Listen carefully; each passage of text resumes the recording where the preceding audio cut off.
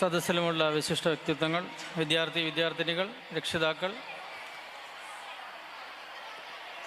മറ്റ് നാട്ടുകാർ, ചെയർമാൻ പറഞ്ഞതുപോലെ കൂടുതലായിട്ട് സംസാരിക്കാനുള്ളൊരവസരം ഇല്ല. സന്ദേശം എന്നാണ് തന്നിട്ടുള്ളത്. എന്നിരുന്നാലും രണ്ട് വാക്ക് പറയാതെ പോകാൻ കഴിയില്ലല്ലോ.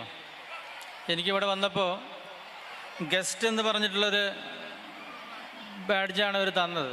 ആക്ച്വലി ഞാനിവിടുത്തെ ഗസ്റ്റല്ല. ഈ വിദ്യാലയത്തിൽ 11 വർഷമായിട്ട് ഹയർ സെക്കൻഡറി അധ്യാപകനായി ജോലി ചെയ്ത വ്യക്തിയാണ്. അത് കഴിഞ്ഞ് 2009 ഞാൻ പ്രിൻസിപ്പാളായിട്ട് ഇവിടുന്ന് പോകുന്നത്. പ്രിൻസിപ്പളായി കഴിയുമ്പോൾ അറിയാലോ, ക്ലാസ്സുകൾ എടുക്കുന്നതൊക്കെ വളരെ ബുദ്ധിമുട്ടുള്ള കാര്യമാണ്. മോശമായിട്ട് ക്ലാസ്സുകൾ മാറും. അതുകൊണ്ട് ഞാൻ ഈ 11 വർഷം ഹയർ സെക്കൻഡറിയിൽ പഠിപ്പിച്ച കുറേ അമ്മമാർ ഇവിടെ ഉണ്ട്. എന്നെ കണ്ടപ്പോൾ കുട്ടികളൊക്കെ കൊണ്ട് വന്നതാണെന്ന് പറഞ്ഞു. അവർ മാത്രമാണ് എന്നെ തിരിച്ചറിയുന്നത്. പല സ്ഥലങ്ങളിലും ചെല്ലുമ്പോൾ സാർ അന്ന് പഠിപ്പിച്ചതാണ്, സാറിന് ഓർമ്മയുണ്ടോ എന്ന് പറയുന്നത് ഗേൾസിൽ പെൺകുട്ടികൾ ആയി ഞാൻ പഠിപ്പിച്ച കുട്ടികൾ മാത്രമാണ്. മറ്റു കുട്ടികളൊക്കെ ആൺകുട്ടികളൊപ്പം ഇരുന്നുകൊണ്ടാണ് എന്തോന്നറിയില്ല, അവർ കണ്ടാലൊന്നും വന്ന് സംസാരിക്കാറൊന്നുമില്ല. ആ കാലത്ത് വളരെ ഉയർന്ന നിലവാരമുള്ള കുട്ടികളാണ്. ഇപ്പോഴും മോശമൊന്നുമല്ല, വളരെ ഉയർന്ന സ്ഥാനങ്ങളിലുള്ള ധാരാളം കുട്ടികൾ ഈ വിദ്യാലയത്തിൽ നിന്നും കടന്നു പോയിട്ടുണ്ട്. നമുക്കറിയാം, ആദ്യം ബോയ്സ് സ്കൂളായിരുന്നു, മോഡൽ സ്കൂളായിരുന്നു. അന്ന് നിലവാരം വളരെ കുറഞ്ഞത് കൊണ്ടാണ് നമ്മളൊരു മെഷർ എന്നുള്ള നിലയ്ക്ക് ബോയ്സും ഗേൾസുമാക്കി മാറ്റിയത്. അതുപോലെ തന്നെ ഒരു കാര്യം കൂടി പങ്കുവയ്ക്കാനുണ്ട്. എൻ്റെ ജീവിതത്തിൽ 20ാമത്തെ വയസ്സിൽ ആദ്യമായിട്ട് ഞാൻ പഠിപ്പിച്ചത് ഈ വിദ്യാലയത്തിലാണ്. ഈ വിദ്യാലയത്തിൽ ഈ കരിങ്കൽ ബിൽഡിങ്ങിലാണ് 7ാം ക്ലാസ്സിലെ കുട്ടികളെ. അന്ന് TTC കഴിഞ്ഞിട്ട് എനിക്ക് ടീച്ചിങ് പ്രാക്ടീസ് ഇവിടെയായിരുന്നു. വലിയ കുട്ടികളാണ്, 90കളിലാണ്. ആ കുട്ടികൾ വരാന്തയിലൂടെ ഞാൻ പോയില്ല, കാരണം ഞാൻ ചെറിയ കുട്ടിയാണ്. 19 വയസ്സേ ഉള്ളൂ.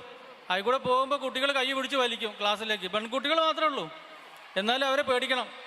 അതാണ് ഈ വിദ്യാലയം. ആ കാലത്തിൽ നിന്ന് മാറി നമ്മൾ വളരെ ഉയർന്ന നിലവാരത്തിലേക്ക് വിദ്യാലയം മാറി. പക്ഷേ എനിക്കൊരു കാര്യം പങ്കുവെക്കാനുണ്ട്.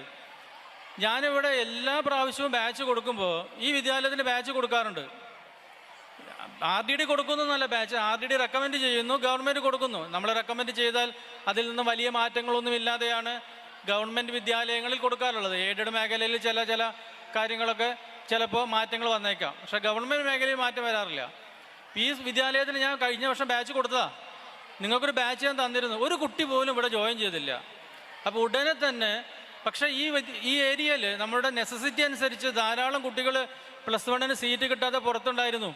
എന്നിട്ടും ഞാൻ ഇവിടെ കൊടുത്ത ബാച്ചിൽ ഒരു വിദ്യാർത്ഥി പോലും, ഞാനാകെ അത്ഭുതപ്പെട്ടു പോയി, ഒരു വിദ്യാർത്ഥി പോലും ആ ബാച്ചിൽ പുതിയതായിട്ട് പുതിയ ബാച്ചിൽ ജോയിൻ ചെയ്തില്ല എന്നുള്ള അത്ഭുതപ്പെടുത്തി.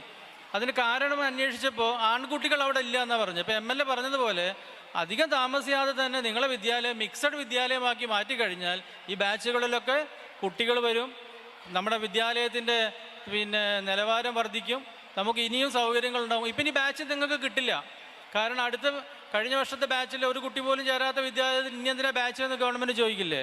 അപ്പോൾ ആ രീതിയിലേക്ക് കാര്യങ്ങൾ മാറും. അതുകൊണ്ട് നമ്മൾ കാലത്തിനൊത്ത് മാറി നമ്മുടെ വിദ്യാലയവും പെൺകുട്ടികളൊക്കെ ഉയർന്നു പോയി, ആൺകുട്ടികളെക്കാട്ടിലൊക്കെ നിലവാരവും എല്ലാ കാര്യങ്ങളിലും സജീവമായിട്ട് ഇടപെടുന്നവരാ. മിക്സഡ് ആക്കി കഴിഞ്ഞാൽ പ്രത്യേകിച്ച് പ്രശ്നങ്ങളൊന്നുമില്ല. രക്ഷിതാക്കൾ ആ കാര്യത്തിൽ പേടിക്കേണ്ട ആവശ്യമില്ല. അതിനുള്ള ഒരു സ്റ്റെപ്പ് PTA എടുക്കുമെന്ന് തന്നെയാണ് വിചാരിക്കുന്നത്.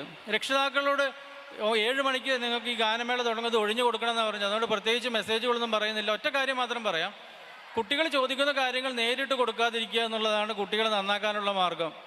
അതായത് പ്രകൃതിയും ദൈവമൊക്കെ അങ്ങനെയാണ്. നമ്മളോട് ബുദ്ധി ചോദിച്ചു കഴിഞ്ഞാൽ നമുക്ക് കുറേ പ്രശ്നങ്ങൾ തരും, അത് സോൾവ് ചെയ്യുമ്പോൾ ബുദ്ധി ഉണ്ടാകും.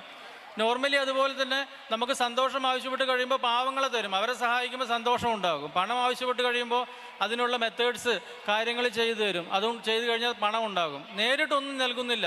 അതുകൊണ്ട് കുട്ടികൾക്ക് നേരിട്ടൊന്നും കൊടുക്കണ്ട, അതിനുള്ള സാഹചര്യം ഉണ്ടാക്കി കൊടുത്താൽ അവരെ നോർമലി നല്ല രീതിയിൽ വളർന്നുകൊള്ളും. നമ്മുടെ കാലഘട്ടങ്ങളൊക്കെ മാറിക്കൊണ്ടിരിക്കുകയാണ്, ചിന്താഗതികൾ മാറി, എല്ലാം അധ്യാപകരുടെ രീതികൾ മാറിയിട്ടുണ്ട്. അതുകൊണ്ട് പുതിയ തലമുറയെ നല്ല രീതിയിൽ വളർത്തിയെടുക്കേണ്ട ചുമതല രക്ഷിതാക്കൾക്കുണ്ട്. ഈ പരിപാടിക്ക് എല്ലാവിധ ആശംസകൾ അർപ്പിച്ചുകൊണ്ട് നിർത്തുന്നു. ജയ് ഹിന്ദ്.